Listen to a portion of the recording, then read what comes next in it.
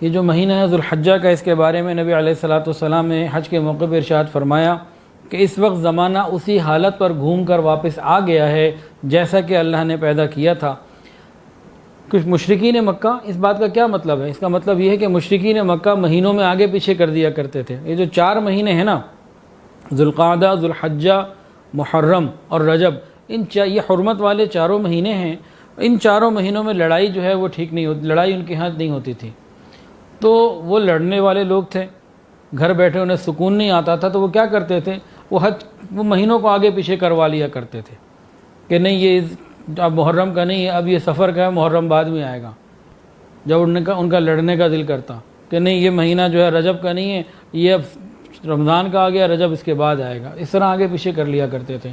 تو نبی علیہ الصلوۃ والسلام نے حجۃ الوداع کے موقع پہ امت کو بتا دیا کہ اس وقت زمانہ ٹھیک اسی ترتیب پر ہے جس وقت اور جس طریقے سے اللہ رب العزت نے زمانے کو بنایا تھا، اور 1 سال 12 مہینے کا ہوتا ہے، اور اس میں 4 مہینے حرمت والے ہیں، عزت والے ہیں، جس میں 3 مہینے مسلسل ہیں، یعنی ذوالقعدہ، ذوالحجہ اور محرم، یہ تینوں مہینے ایک ساتھ ہیں۔ اور آگے فرمایا کہ 1 مہینہ رجب کا ہے جو جمادی الاخری اور شعبان کے درمیان ہے۔ انتہائی واضح طریقے سے نبی علیہ الصلوۃ والسلام نے تفصیل سے بیان کر دیا کہ ایک تو دن اور رات اسی پوزیشن پر آ گئے، اور یہ 4 مہینے خوب عزتوں والے ہیں۔ نبی علیہ السلام نے ایک جگہ ارشاد فرمایا، حدیث کے اندر آتا ہے، حجۃ الوداع کے موقع پر ہی فرمایا کہ خبردار، دنوں میں سب سے زیادہ عظمت اور حرمت والا یہ دن تمہارا یہ دن ہے، مہینوں میں سب سے زیادہ عظمت حرمت والا مہینہ یہ ذوالحجہ کا مہینہ ہے۔ اور فرمایا خبردار، تمام شہروں میں زیادہ عظمت اور حرمت والا تمہارا یہ شہر مکہ مکرمہ ہے۔ اور آگے فرمایا خبردار، یعنی سمجھ لو، جان لو، آگاہ رہو، تمہارے خون، تمہارے مال اور تم پر ایک دوسرے پر اسی طرح حرام ہیں جس طرح تمہارے اس دن کی عزت ہے، اس مہینے کی عظمت ہے، اس شہر کی عظمت ہے۔ اور آگے فرمایا خبردار، کیا میں نے تمہیں اللہ کا حکم پہنچا دیا؟ تو صحابہ نے عرض کیا کہ پہنچا ہی نہیں دیا بلکہ آپ نے حق ادا کر دیا۔ تو حضور پاک صلی اللہ علیہ وسلم نے اللہ رب العزت کو گواہ بنایا، اے میرے اللہ، اللہم اشہد، تو گواہ رہنا۔ تو اس اعتبار سے بھی اس مہینے کو ایک فضیلت یہ ملتی ہے کہ یہ وہ مہینہ ہے جس میں رسول اللہ صلی اللہ علیہ وسلم نے رات کے اندھیرے میں نہیں، دن کی روشنی میں، تنہائی میں نہیں، 1.25 لاکھ صحابہ کرام کی موجودگی میں گواہی لی تھی کہ کیا میں نے تمہیں اللہ کا دین پہنچا دیا؟ تو سب نے کہا آپ نے پہنچا دیا۔ تو یہ بھی اسی مہینے میں واقعہ ہوا۔ ایک حدیث کے اندر آتا ہے کہ تمام مہینوں کا سردار رمضان کا مہینہ ہے، اور تمام مہینوں میں زیادہ معظم اور مکرم ذوالحجہ کا مہینہ ہے۔ یہاں سے بھی اس مہینے کی عزت اور عظمت ظاہر ہوتی ہے۔ جو مہینے اللہ کے نزدیک عزت والے ہوں، حرمت والے ہوں، ان کے اندر عام عبادات کا ثواب بھی بڑھ جاتا ہے۔ رمضان کی فضیلت اپنی جگہ الگ ہے، وہ ایک خاص فضیلت کے ساتھ ہے، لیکن ان 4 مہینوں کی جو فضیلت ہے باقی مہینوں کے مقابلے میں زیادہ ہے، اور ان مہینوں میں ثواب تمام عبادات کا بڑھ جایا کرتا ہے، اور جہاں ثواب بڑھتا ہے وہاں نیکی گناہ کرنے کا گناہ بھی بڑھ جاتا ہے۔ تو ان 4 مہینوں میں جو حرمت والے مہینے اور زیادہ کوشش کر کے گناہوں سے بچنے کی ضرورت ہے۔ قرآن مجید کے اندر بھی اس پہلے عشرے کی ذکر کیا گیا، فرمایا والفجر ولیال عشر والشفع والوتر، قسم ہے فجر کی اور 10 راتوں کی، جفت اور طاق کی۔ اللہ رب العزت نے فجر کی قسم کھائی، 10 راتوں کی قسم کھائی، جفت اور طاق کی قسم کھائی۔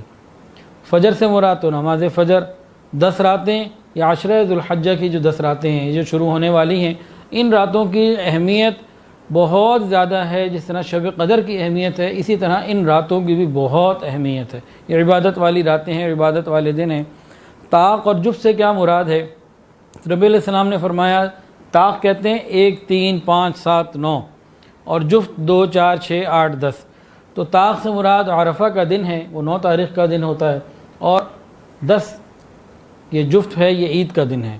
تو اللہ رب العزت نے عرفہ کے دن کی بھی قسم کھائی اور عید الاضحیٰ کے دن کی بھی قسم کھائی۔ یہ عشرہ ذوالحجہ اتنا برکت والا ہے کہ حدیث کے اندر آتا ہے، رسول اللہ صلی اللہ علیہ وسلم نے ارشاد فرمایا کہ کوئی دن ایسا نہیں ہے جس میں نیک اعمال اللہ کے یہاں ان 10 دنوں سے زیادہ محبوب ہوں۔ ان 10 دنوں میں جو نیک اعمال کیے جاتے ہیں اللہ کو بہت محبوب۔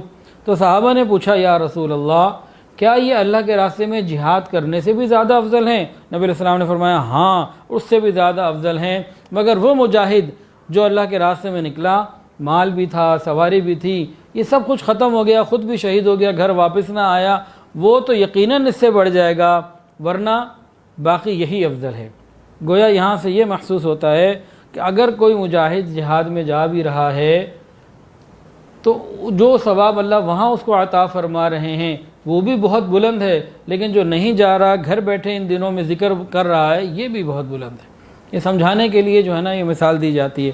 جیسے ایک حدیث کے اندر آتا ہے کہ جس وقت میری سنت مٹ رہی ہو یا مٹ چکی ہو، اس وقت کوئی بھی میری سنت کو اگر زندہ کرے گا 100 شہیدوں کے برابر اجر پائے گا۔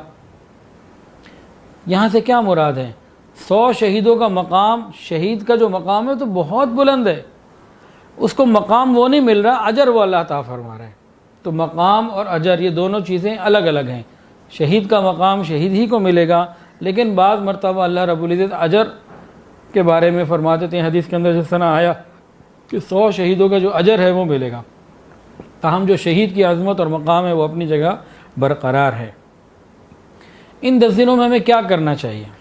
یہ جو 10 دن اب شروع ہونے والے ہیں ان میں کیا کرنا چاہیے؟ نمبر 1 بات، نبی علیہ السلام نے ارشاد فرمایا کہ کوئی بھی دن اللہ کے نزدیک ان دنوں سے زیادہ عظیم اور پسندیدہ نہیں کہ جن میں کوئی عمل کیا جائے۔ فرمایا کہ ذی الحجہ کے ان 10 دنوں میں تم تحلیل، تکبیر اور تحمید کی کثرت کیا کرو۔ تحلیل کسے کہتے ہیں؟ لا الہ الا اللہ، اور تکبیر سے مراد کیا ہے؟ اللہ اکبر، تحمید الحمدللہ، اور تسبیح سبحان اللہ۔ یعنی اللہ تعالیٰ کی بڑائی، اللہ تعالیٰ کی کبریائی کے بول خوب زیادہ بولا کرو۔ تکبیر، تحمید، ان کی طرف فکر کیا کرو۔ ایک چیز میں ویسے یہاں ذکر کرتا ہوں، ہمیشہ پچھلے سالوں میں بھی کرتا رہا، ان 10 دنوں میں ہم کوئی ٹارگٹ بنا لیں۔ مثال کے طور پر ہم ایک ٹارگٹ بنائیں کہ ان 10 دنوں میں ہم 70,000 مرتبہ پہلا کلمہ پڑھیں گے، لا الہ الا اللہ، لا الہ الا اللہ، لا الہ الا اللہ، لا الہ الا اللہ محمد رسول اللہ۔ 10 15 20 مرتبہ لا الہ الا اللہ، لا الہ الا اللہ پڑھ لیں، پھر 10 15 یا 20 کے بعد 1 2 دفعہ پورا پڑھ لیں۔ اس طریقے سے ہم کوشش کر کے ان 10 دنوں میں ٹارگٹ بنا لیں اور 70,000 مرتبہ کلمہ پڑھ لیں۔ پہلے یہ سمجھ لیں کہ اس 70,000 کا ان 10 دنوں سے تعلق کوئی نہیں ہے، جب بھی کوئی پڑھ سکتا ہے۔ لیکن ہم نے یہ دیکھا کہ اگر انسان کوئی ٹارگٹ بنا لے، کسی چیز کو اپنا لے نا کہ مجھے یہ کرنا ہے، وہ آسان ہو جاتی ہے۔ 70,000 کی فکر کیوں؟ ایک حدیث کے اندر آتا ہے کہ انسان اگر 70,000 مرتبہ کلمہ پڑھ لے گا تو اس کی مغفرت ہو جائے۔